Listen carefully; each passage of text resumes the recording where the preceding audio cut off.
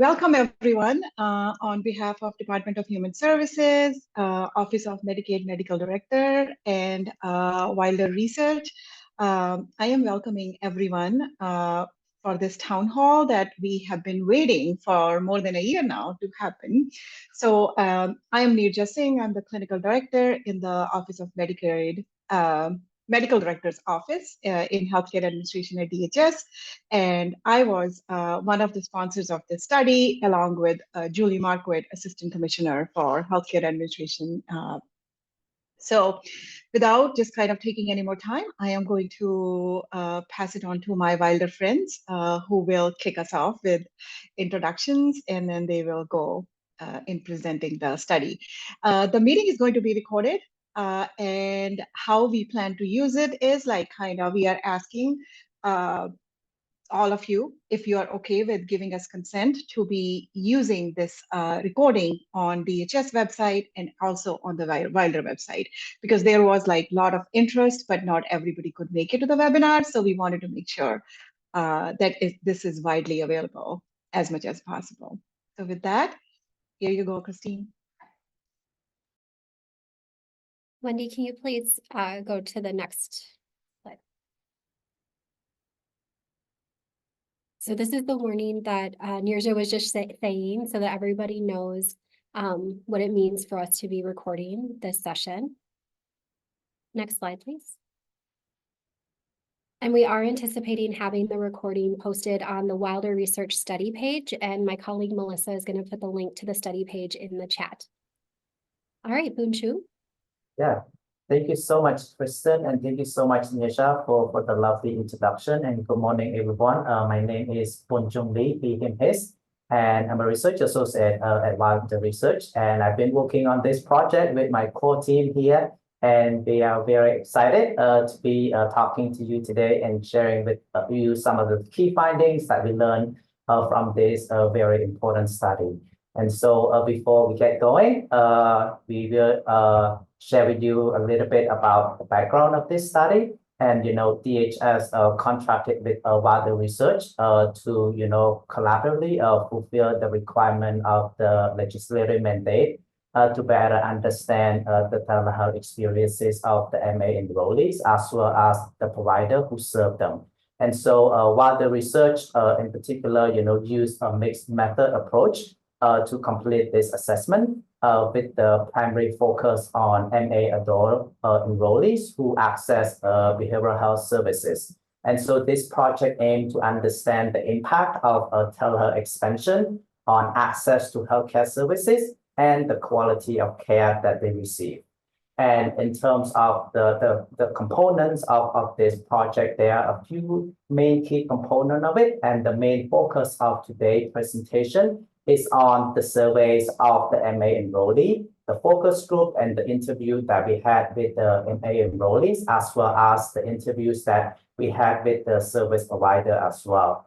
And in addition to those that I just mentioned, which are the main focus, DHS and Wilder Research also prioritize community engagement and cultural responsiveness in this study as well to ensure that the results were as meaningful and as inclusive as possible. And so, the step that DHS and Wilder Research took to integrate a community voice in this study includes things like engaging and developing, a diverse medical assistant participant expert panel. We call it a PEP group.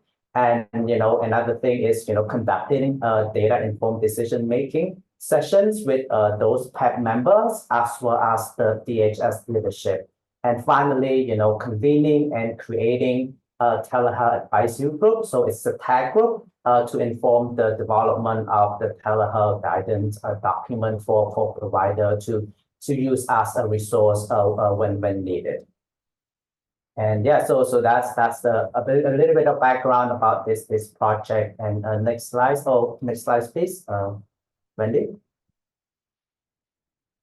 And so the first component that we would like to talk a little bit more about is the qualitative data that we did. So while the research conducted, interviews and focus group with MA enrollees and Minnesota care enrollees between the month of January and March of 2022, to gather a more nuanced, more detailed information about their experiences with telehealth. And so, the interviews and the focus group targeted, specific population of interest to DHS and the legislature. So, those specific population includes, enrollees who live in the urban area, enrollees live in the rural area, individuals who are aged 50 and above, as well as those who receive audio-only telehealth care services.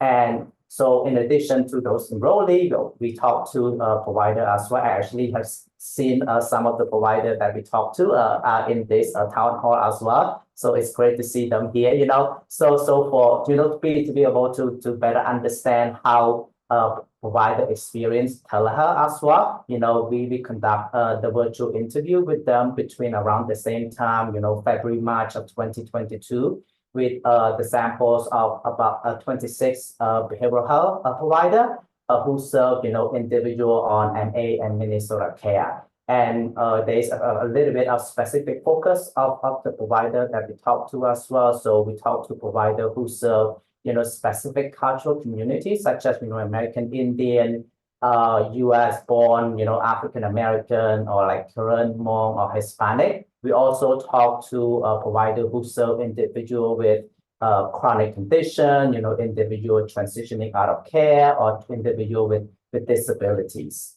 And so that's the qualitative part of it. And next slide, please, Wendy. And the next one is about the quantitative. So that is the survey. And so for this surveys, it was conducted in March and April of 2022, both online and by mail. And so out of about 18,000 or so MA enrollees that were invited to complete the survey, a total of about 3,000 individuals complete and return the survey. So that with approximately about 18% response rate, which is really good for surveys with this sample size. And the web survey itself was available in Spanish, Somali, and Hmong. And I will also want to note as well that the survey respondents here only included the MA enrollee, and that do not include the Minnesota Care enrollees at all in this survey method. Next slide, please. And this just a little bit more information about the survey's respondent, demographic information. So this is the percentage breakdown of the survey respondent race and ethnicity that have been weighted to represent the overall population. So just a bit of background too, to be able to create a representative sample of MA enrollees, DHS used race and ethnicity data from the MA enrollee database. And so because of the requirement of the sampling procedure, only one racial or ethnic identity was assigned to each enrollee. So DHS, assigned enrollee with multiple identity according to the identity that is the least common in the overall MA population. So again, these percentages that you see here, have been weighted to represent the overall population. And you probably also notice that there are two categories for Black enrollees on this pie chart. So they are the, Black, enrollee who were born in the US and those who are immigrant. So the reason is because DHS has a particular interest in differentiating results between Black enrollees who were born in the US and those who are immigrants, as Black enrollee born in the US experience the largest health outcome disparity out of all the MA enrollees. So that's the reason why you see that different categories on this pie chart. And next slide, please. And this slide is just a little bit more, information about the survey's respondent that completed the surveys. As you see, about 6 in 10 surveys respondent reported that they live in urban area, and about another 20% or so live either in the rural or urban or rural mix. And then on the pie chart on the right, so that is the age breakdown of the survey's respondent. So this is a little bit more equally distributed with a higher percentage of the younger MA enrollee, I would say, on the survey's respondent, age 18 to 34, that's about 42%. And then the other 30% each or so for individual age 35 to 49, and then 50 to 64. Next slide, please. And so, yeah, so before we dive into some of the more exciting stuff, the key finding of this study, there are several limitations of this study that needs to be considered. And so, this limitation obviously require caution when generalizing or extrapolating from the study key findings. And so these are some of the key findings here that we think it's important to note. And so, the study itself was specific to enrollee in MA in Minnesota. So, obviously, accordingly, generalizability to other population may be limited, whether that is within Minnesota or maybe that is outside of our state. And the study itself was conducted within the 2021-2022 context. So that is right after the COVID-19 outbreak. And so the experiences before or maybe more recently might be a little bit different than that time. And then thirdly, the current study was unable to, assess the clinical outcome. So for example, like the symptom reductions or the improvement in functioning. And so that is what we were not able to do. And then I will make a side note to that. Currently, DHS and while the research are actually working on that piece of the work. And so we are working specifically on the clinical outcomes of the audio-only telehealth services. So more to come on that later on. And the next one is because of the waiting process that I just described earlier in the earlier slide. Enrollees were categorized into only one racial ethnic groups, even though maybe they consider themselves multi-racial, and so this survey do not speak to those enrollees who are again multi-racial or each racial ethnic group, likely include enrollee who identify as another racial identity in addition to the group that they were put into.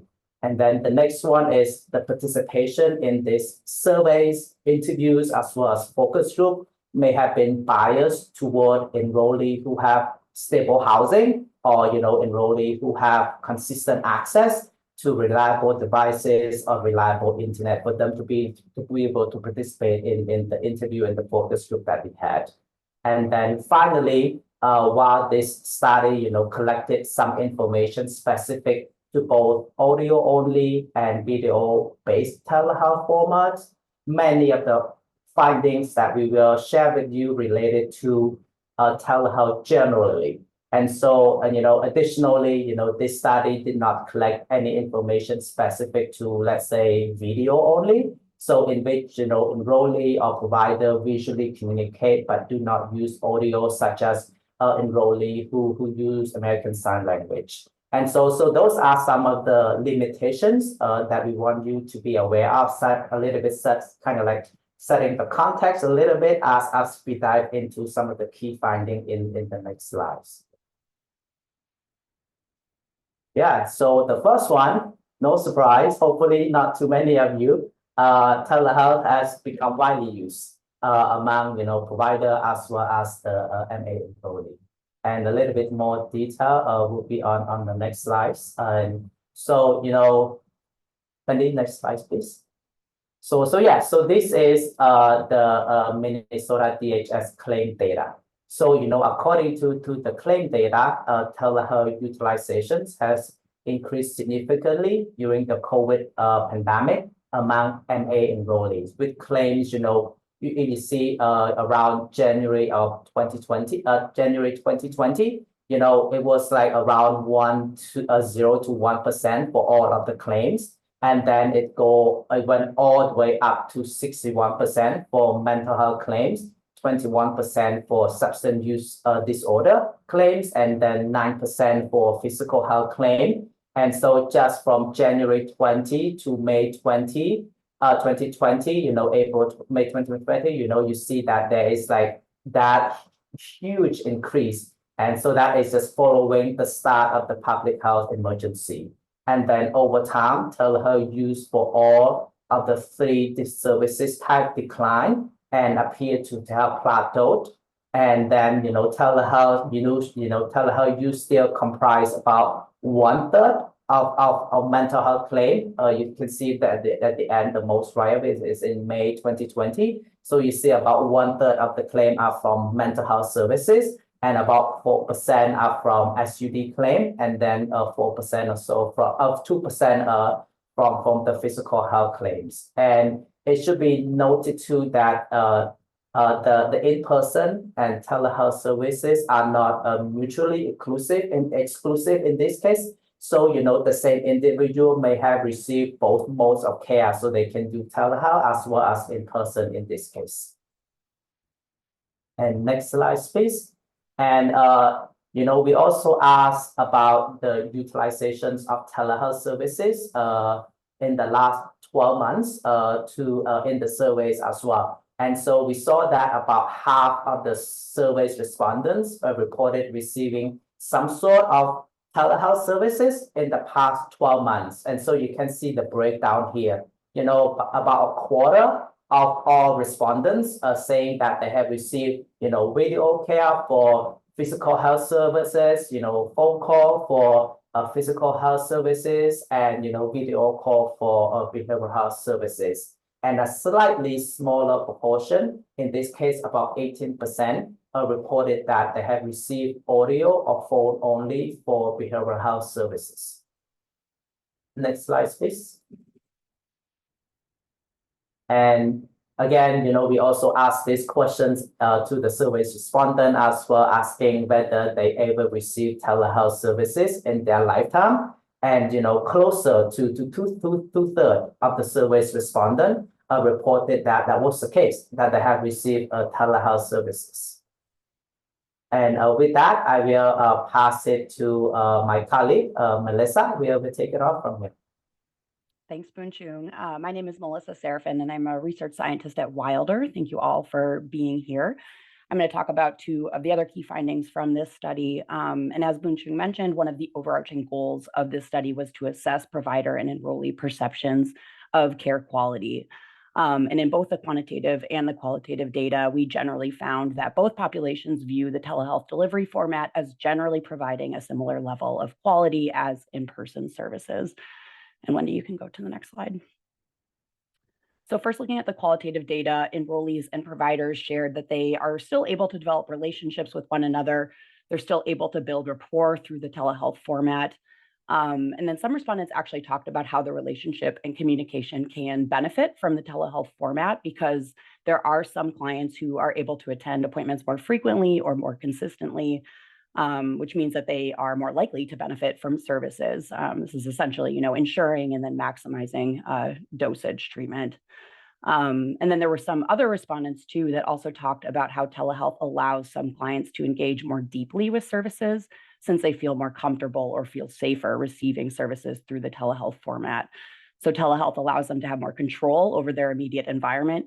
They don't necessarily need to leave their homes or go to an entirely new setting that they've never been to before. So it just feels more comfortable for some enrollees, and again, leading to improved quality.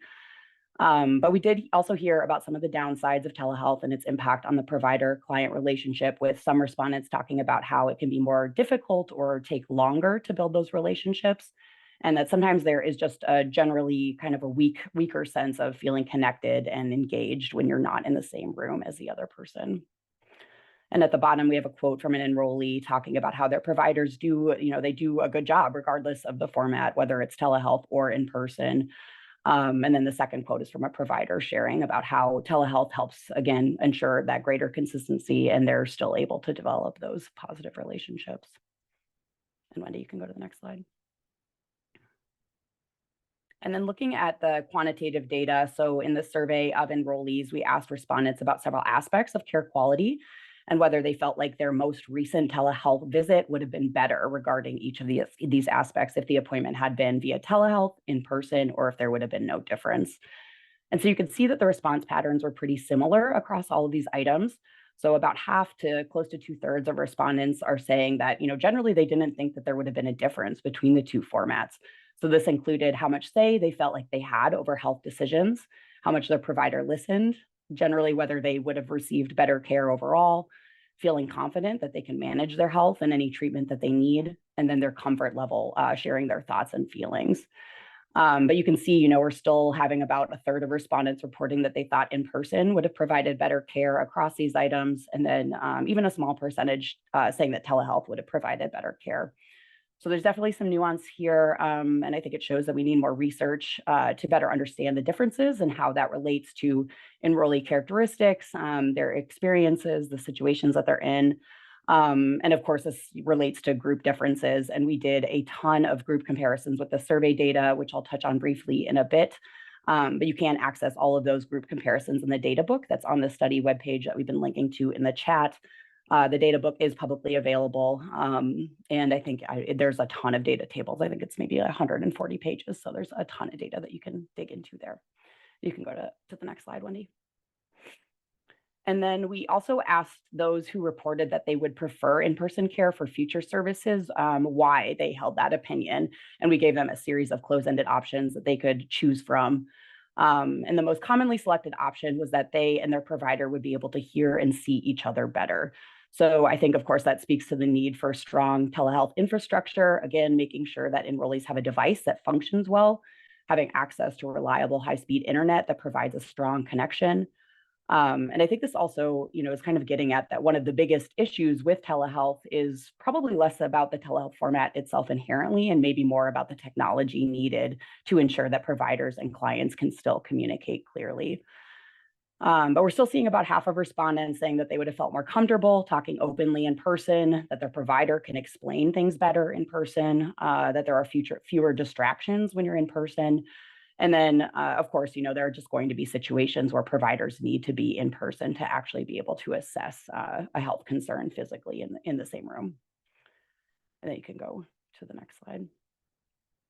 And then turning to the last key finding we're going to talk about today, this study also looked at enrollee and provider perceptions of how telehealth impacts access to care.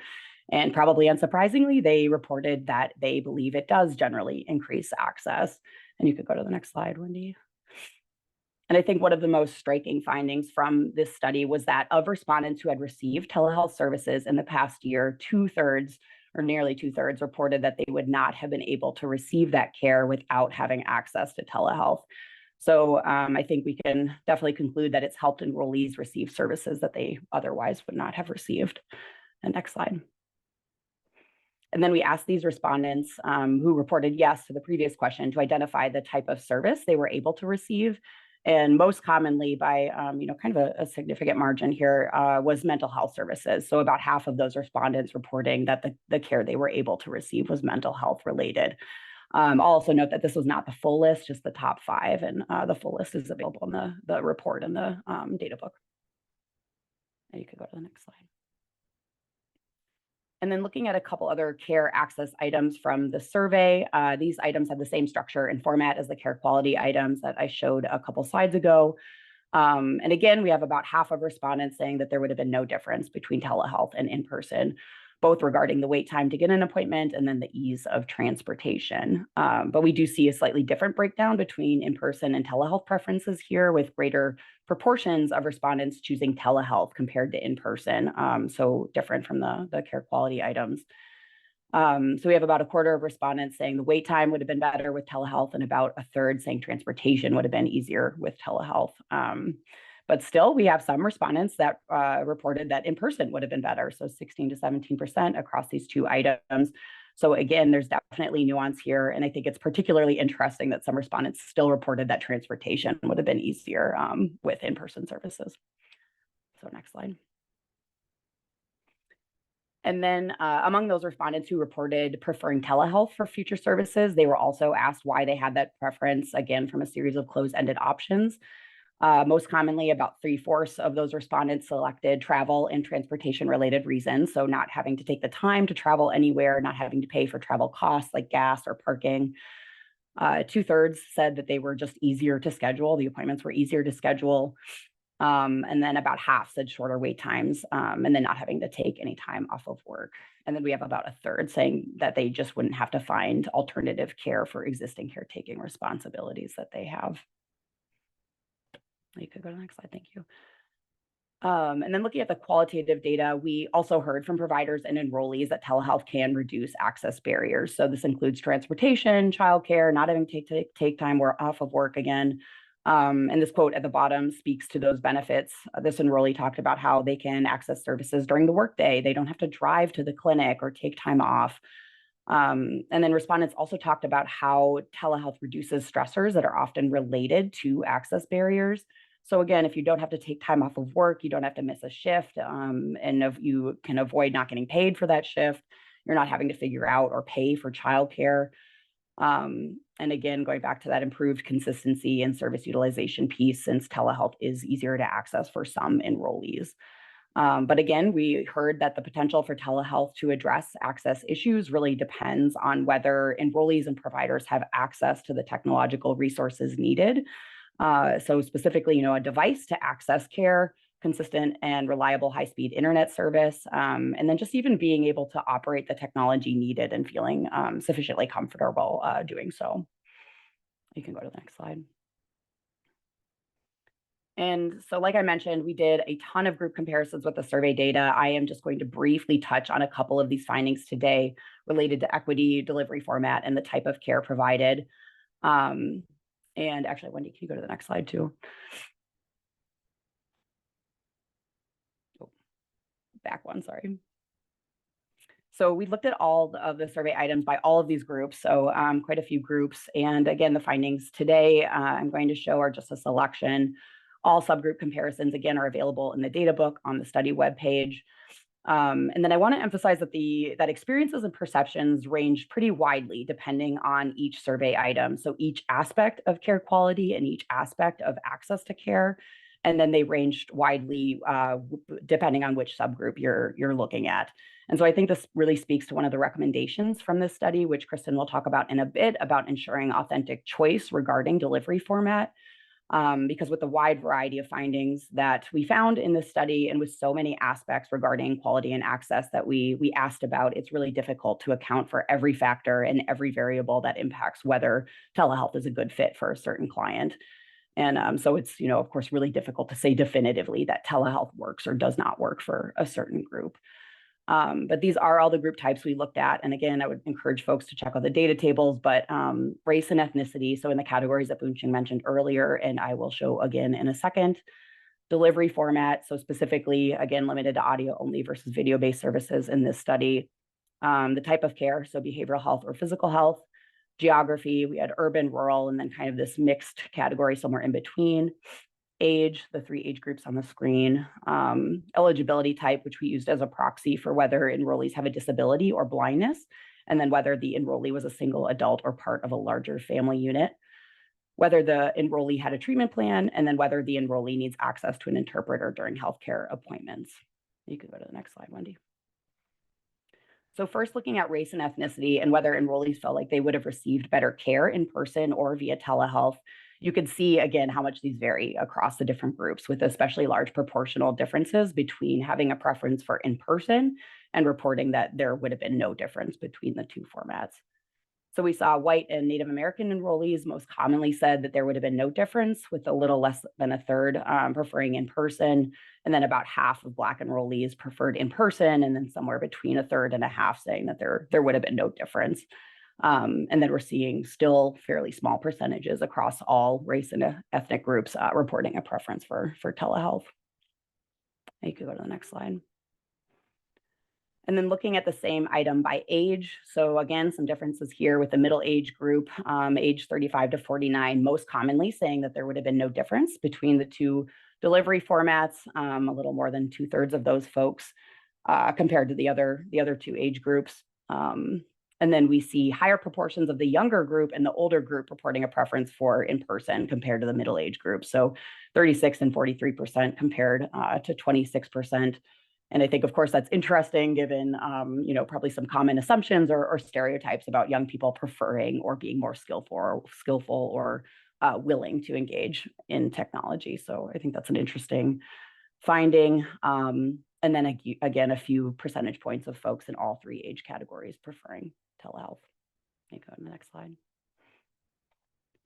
And then again, looking at the same item, but by type of care and delivery format, we still have respondents most commonly saying that there would have been no difference across all four, so video or audio and physical or behavioral health services. But a greater proportion of the people who had received audio-only services reported they thought in-person services would have been better.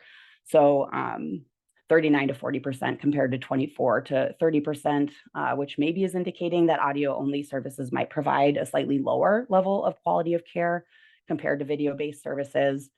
But still, we are seeing a few percentage points across all four categories saying that telehealth would have been better across all those four groups. And then, like Bunchung mentioned earlier, we are working on a study specifically looking at audio-only services now, and it will be really interesting to see what we find there. And next slide. And then just a quick point about geography and access, since telehealth is often framed as a tool that can be used to broaden access to care to rural communities. Again, folks most commonly said that there would have been no difference between in-person or telehealth across all three geography groups. But we do see a higher percentage of rural folks reporting that it would have been easier to access care through telehealth, about a third, so 29%, compared to 14 to 18% of those in urban areas, or the mixed sort of in-between category. But I think it's still important to note, we're still seeing about half of rural respondents reporting that there would have been no difference between the two. And then some rural respondents, 17%, still saying that in-person would have been easier for them to get that care. So again, definitely some nuance here. And you go to the next slide.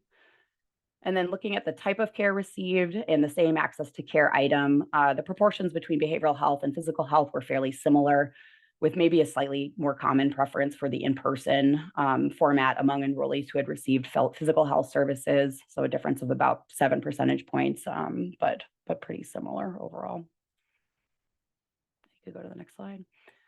And then lastly, we asked all respondents whether they would be interested in receiving telehealth services in the future. And so about half said they would be interested in either format. So they would do either phone or video. A little more than a quarter said no, neither format. They're not interested in receiving services by telehealth at all. And then some said phone only, and some said video only. And I think it's interesting to see a slightly higher percentage here for phone call only compared to video only, which I think might be a bit counterintuitive with the assumption that video-based services might provide better quality. So, perhaps there is a stronger feeling of preference for audio only compared to video-based, which I think would be interesting to kind of dig into more. And again, we are specifically looking at audio only experiences in the study we're working on now. So it will be really interesting to see what we learn. And then I will also note too that when we look at delivery format preferences by the delivery format enrollees had received services through previously, there was a tendency for folks to prefer to receive services in the same format that they had received in the past. So if you had received audio only services previously, then you were more likely to indicate a preference for audio only versus video based, or not having a preference at all. Which I think is really interesting. Maybe there's some amount of comfort that enrollees kind of build up after receiving services through one specific format. Okay, and with that, I'm going to hand it off to Kristin to talk about the recommendations that came out of this study. Thank you, Melissa. I'm Kristin Dillon, and I'm the Associate Director of Research at Wilder Research.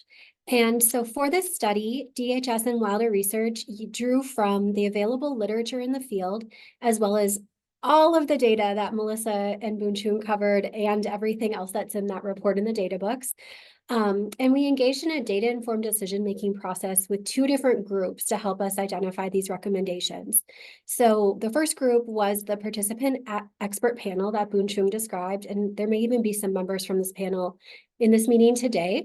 And as a reminder, that group is a diverse, highly engaged group of individuals enrolled in MA. We also engaged a panel of DHS leaders, and we gathered all of their interpretation of these data, as well as their recommendations for the future of telehealth based on the findings. And so the next slide. The recommendations that we collectively came up with include, as Melissa and Bunchung referenced earlier, continuing the existing expansions of telehealth, including audio-only coverage. So as Melissa described, our research demonstrates that telehealth contributes to ensuring continued access to healthcare services for Minnesotans enrolled in medical assistance without a perceived decrease in quality of care. And so it's important to identify that also audio-only services, sorry, I just lost my notes. Audio-only telehealth services have been particularly useful in creating access to care for specific populations. And so as we dug into different demographic groups through that data book, we identified that there seems to be particular populations that benefit from increased access. And so therefore, our recommendation is that it's important to continue the expansions of telehealth. And we know that a lot of these expansions have already continued, such as the pilot for audio only, into the future, while continuing to monitor and analyze the policies in place around telehealth to make sure that they do not have any unintended consequences for exacerbating health disparities. We also recommend, as Melissa alluded to, that there's authentic and equitable choice for both providers and MA enrollees when it comes to access to telehealth or in-person care. So while about 70% of survey respondents said that they have had a choice in the past regarding whether or not they receive care via telehealth or in-person, they also emphasize that it's important that this choice is continued and that it's a true choice, so that there are not structural barriers in place that remove one of the options available to them. Providers clearly advocated for flexibility to make informed decisions about the appropriateness of telehealth care for the people that they serve, and enrollees wanted to be able to make decisions about the type of care that they felt most comfortable receiving in any particular circumstance. Again, as Melissa discussed, data on preferences varied by demographic group, by the type of care received, by many other lifestyle factors. And so it is also important to ensure that different groups have access to choice so that they are able to make different choices that align with their needs and preferences. And as I mentioned, this recommendation also includes reducing structural barriers to accessing both telehealth and in-person care. And I'm going to touch on that recommendation a little bit more in a future recommendation. We also think it's important to conduct additional research, including telehealth cost-benefit analysis and clinical effectiveness of telehealth. So while the current study provides a lot of rich information about perceived access and quality of care, we know that there are those limitations that Bunchung covered earlier in the presentation. And it's important to delve into the clinical effectiveness and the outcomes specifically of the audio-only service delivery, as well as better understanding telehealth addition and duplication costs. So the study that Melissa and Bunchung have described that we're doing with DHS is part of that picture. We also know that DHS and MDH are continuing their research in these areas, and we're excited to see what comes from that. We also heard from providers that it's important to continue to support legislation for payment parity. So in our study, several providers expressed hope that telehealth services would continue to be reimbursed at the same rate as in-person services. They felt that this payment parity would incentivize and encourage providers to continue to provide telehealth services and improve the quality of those telehealth services, including audio-only services. Based on the current limited data that we have, there isn't an indication that audio-only services significantly decrease MA recipient healthcare satisfaction and quality. And it does appear that access to audio-only increases, or that access to audio-only care can also increase access to healthcare for individuals who may face barriers to receiving either in-person care or video-based telehealth services. However, during our data-informed decision-making process, DHS leaders did identify a need to better understand and ensure alignment with the payment structures that are already in place, guiding how payers are implementing payment. Another recommendation that came out of this study is approximately 50% of providers discuss the need for additional resources, training, and education for providers in order to improve their ability to offer telehealth services. This includes wanting more information about best practices for telehealth, ways to incorporate telehealth into their workflow, and then regulations and guidance on specific platforms providers should use or specific technology resources that they can implement. One step towards providing these resources is that we, under this study, convened a panel of behavioral health providers last summer to compile a list of recommendations for using telehealth. This guidance document that came out of that process will be included as an appendix to our next report on telehealth, and that should be released later this year. So we'll make sure that we push that out to the same groups that led to you coming here today. Next slide, please. And then some of our other recommendations. So some of what we learned through this study is that there's a significant difference regarding telehealth utilization and preferences based on the type of service individuals are receiving, whether it's physical health or behavioral health. In addition, ethical, safe, and person-centered care practices support the need for tailored policies based on enrollees and their health concerns. So we believe that it's important that both policy and practice are responsive to these unique experiences and needs, and potentially there may be different implications for policy and practice between behavioral health and physical health care. As I mentioned before, it's important in creating authentic choice to ensure that there are not structural barriers to individuals seeking care either via telehealth or in person. Therefore, one of our recommendations is to continue to advocate for increased infrastructure to ensure access to telehealth care. And this includes reliable internet and devices. So data from the enrollees and providers that we heard from identified a need to support enrollees in accessing this telehealth care. That includes potentially providing devices such as laptops, smartphones, tablets, or a physical space for enrollees to use while accessing telehealth services, such as a room in a clinic or in a library or another public place that has reliable access to internet and also allows privacy. Or ensuring enrollees have consistent access to reliable internet, such as through improved internet or phone connections, broadband access, and so forth. The data also emphasized that access may be particularly challenging for specific groups of individuals, including those without disposable income, those in rural areas, and those with limited comfort with technology. And so another aspect of this recommendation is to make sure that there is support, technical assistance for technology setup and use for patients as they navigate telehealth. And then finally, the last group of recommendations that we have is to continue efforts to better understand how culture, identity, and demographics impact telehealth experiences. So in order to better understand what equity means for telehealth access or how telehealth can increase equitable care, it's important to gather additional information from populations who may experience telehealth differently. And I think Melissa kind of covered a very, very high level overview of some of the differences that we saw, but there really were a lot of differences that emerged by different groups.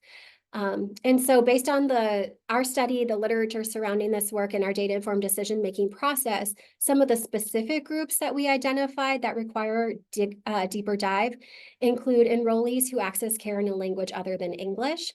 So the proportion of enrollees who reported that in-person format would have been better was higher among individuals who require an interpreter compared to those who do not require an interpreter across all of the care quality and access items.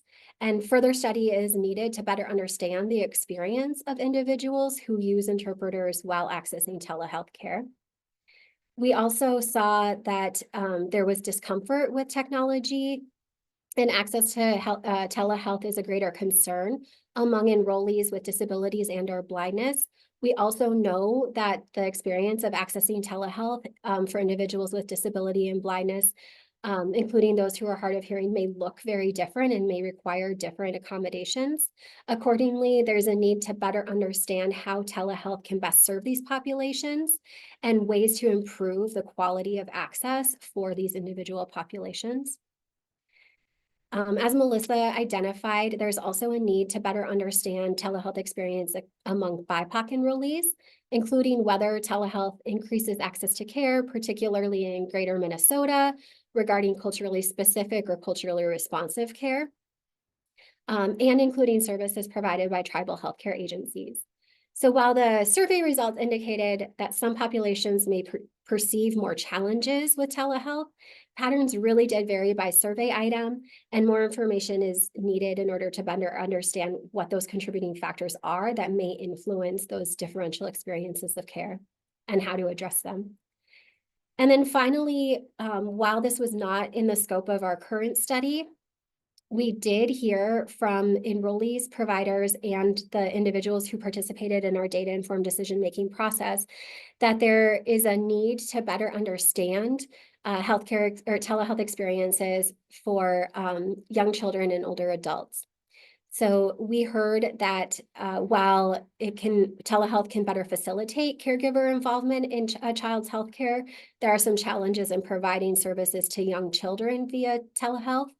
And we also saw in our study that there may be heightened discomfort with technology among older adults. And so these are areas that are worth exploring a little bit more. And with that, I'm going to turn it back over to Neerja to talk about DHS's next steps.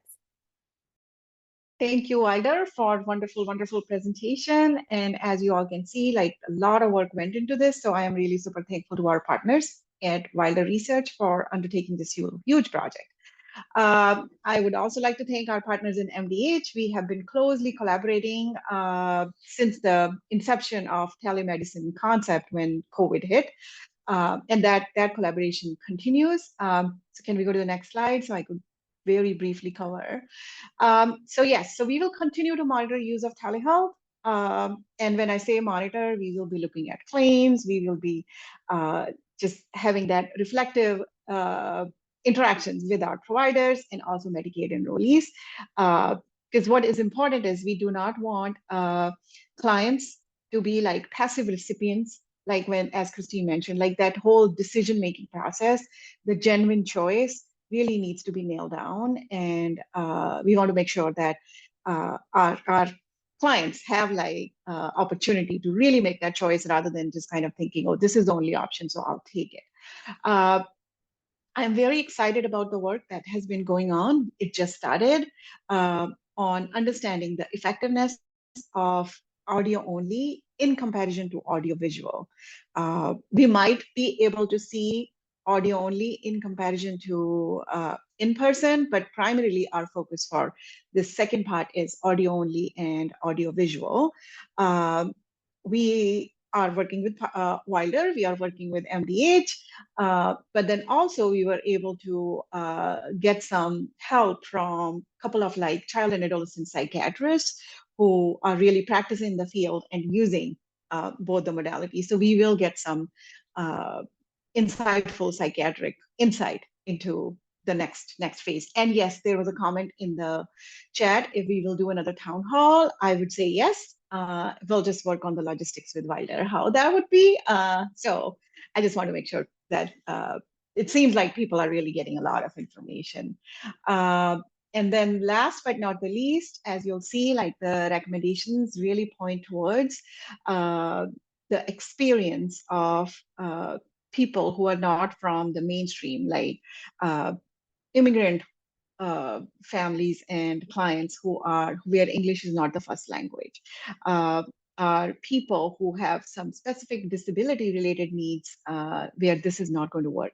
So we are that's a small project on the side because we have a class project going on right now for the state of Minnesota.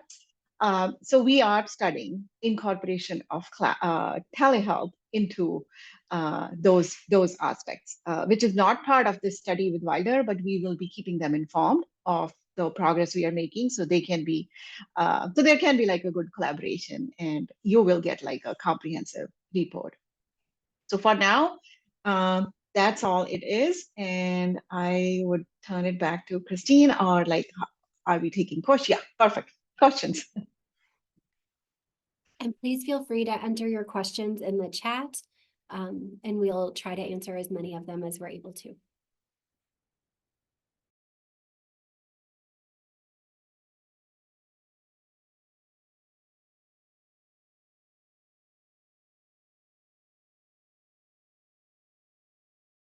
Hi, this is Megan. Hello, Wilder team. I want to just give a really, really warm shout out. Congratulations to finally disseminating all of your wonderful work. You guys did awesome. So big congrats. I also want to give another shout out to Justine Nelson, who was a huge, huge advocate of all of the quantitative surveying that DHS helped Wilder report on for the telehealth study. And then finally, I'm very interested in the clinical effectiveness study. So because Wilder team are the research experts, this is for them. How are you going about the clinical effectiveness follow-up study? And it looks like we can look forward to the outcomes around summer. Is that right?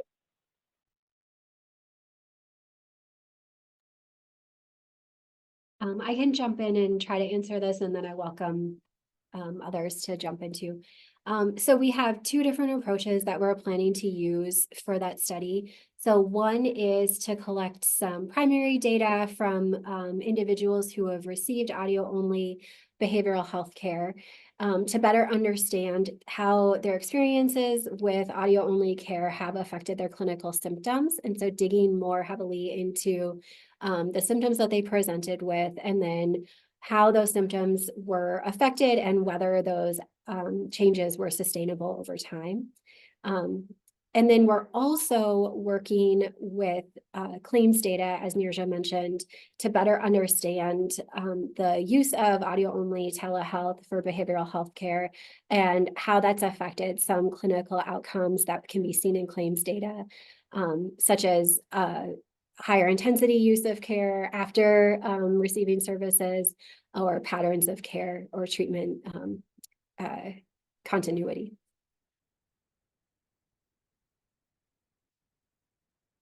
Thank you for your questions, and thanks for the shout outs, Megan.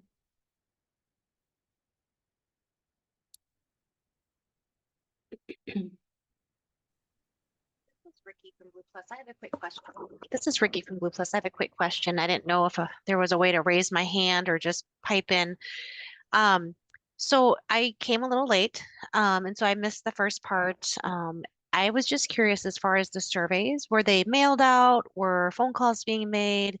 Or is there a way to do it online? Just kind of thinking about the demographics, also basically what you guys are finding out of the survey, you know, and looking at accessibility to this survey. And maybe that may or may not have a significance in who responded and all of that. Just curious. Thanks. Yeah, great question, Ricky. So the survey was mailed, and then there was also an email option. And so people received both emails directly, and then they received 3 mailed invitations as well. We do think that, you know, of course, if you have a consistent address, you are probably more likely to get the invitation if you have consistent access to internet and email, that sort of thing. So I think that is definitely a limitation. The web survey was available in Somali Hmong and Spanish to hopefully increase access, but I think, you know, of course, that's definitely a limitation of this study, and I think goes into or is part of the reason that we have that recommendation about we really need to be digging into those specific factors that are specific to certain communities. So great question. There is also a question in the chat about whether the survey was focused on individual services only versus group services. Melissa, do you want to speak to that one? Yeah, so we did not focus on group services, and I think that is also a really important point. And you know, of course, it's just a very different format if you're on a Zoom call with multiple people versus just a one-to-one. And so I think that is also an area that I think we could really use some more research. So also a good question.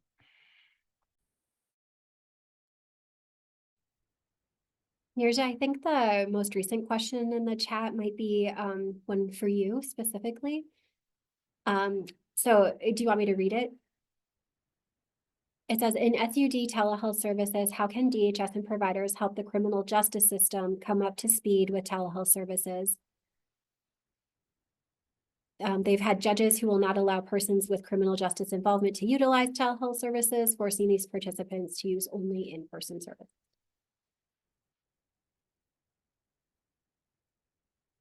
Oh, you're muted, Neerja. I thought I unmuted, so I muted myself. Yes, that has been like a concern since the very beginning, and we have been in touch with some partners from the criminal justice system, but you know the way judges want to run their court, we as Medicaid agency, we cannot tell them what to do and what not to do. But what for sure we can do is we will be working with our county partners as well as our tribal partners to provide more education regarding the parity of the effectiveness between telehealth and in-person visits to our partners in the judicial and the criminal justice system. But yeah, that has been asked a couple of times, and again, we can't tell the judges how they want to run their courts. And I see Sadie asked a question, were there any questions about hybrid? So where some clients are virtual and some are in person. We did not drill into that granular of detail. It really was, think about the last telehealth session you had and whether it would have been better in person or via telehealth, or if there would have been no difference, that sort of thing. So really kind of honing in on kind of appointments specifically, like a certain specific appointment. But I think that's also a good question, and how, if you are accessing care in a combination, how does that actually, that's a distinct experience too as well, versus just seeing someone by telehealth or just in person. So I think that's a really good question and good point.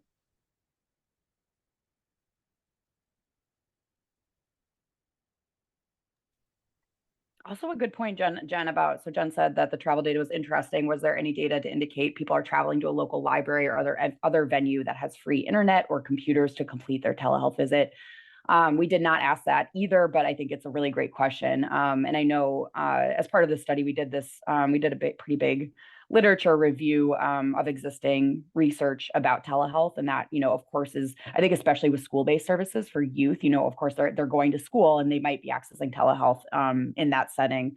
And I am sure that there are probably people who access care through a local library or some other, maybe community center or something like that. So I think that's a good question. I don't know, Bunchung, if that came up at all in the qualitative data, but yeah. I was going to add too, obviously we definitely didn't ask like that question specifically, but I definitely heard from providers who have heard from, their, service recipients that, they have gone to like community center, library, or like a pop-up center where they provide those bandwidth or like free internet access, or even like borrow laptop to be able to access telehealth services. So yeah, those conversations definitely came up in the conversation that I have with some of the provider, especially those who live in the rural area, part of the Minnesota.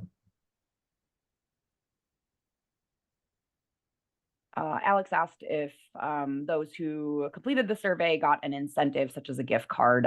Yes, they did. I believe it was for $15. I want to say it was either 10 or 15. DHS managed that component. But yes, they all were able to get a $10 to $15 gift card. And then I believe it was for Amazon, Target, or Walmart.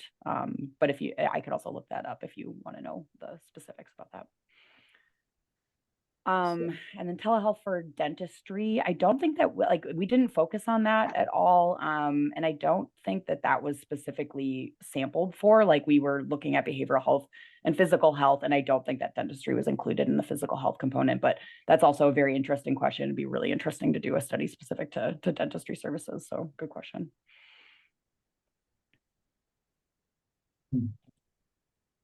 Another good question about the breakdown of different services participants are seeking or receiving, and whether basically between mental health and substance use services. Also a great question. I think that would be another area that we would love to dig into more because of the scope of this study. It was such a high level, really about telehealth generally, and kind of the most granular we were really able to get was between physical and behavioral health. We did have that, that question about what types of services people are able to receive because of telehealth, but really that's about it. But I think, obviously there are some really key differences between mental health and substance use services. So it would be, yeah, it's a great question. It would be interesting to know more about that. Neerja, there's a question from the State Council to the Governor on Mental Health and the Recovery Supports Work Group. They would like to connect with someone about a presentation or sharing of information. Would you be the right person for them Yeah. to connect to? Okay. Absolutely. Yep.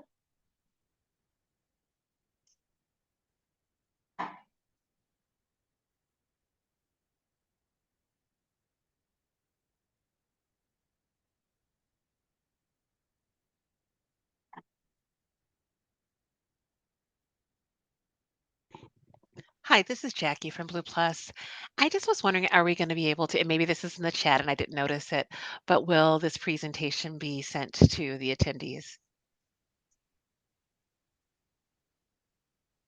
Yeah, so yeah, oh yeah. Go ahead. Oh yeah, yes, it will be. And then I will also post the webpage for the study in the chat. And so all of the study materials will be available there, and then the recording as well. Thank you so much. We're happy to stay on longer to answer any questions that folks have. It looks like there are some folks that are leaving. So we just wanted to thank you very much for joining us today. We are so excited to be sharing this information. It's been a labor of love for all of us, I think, to get to this point, and we're thrilled that folks are interested. So thank you so much for joining us today.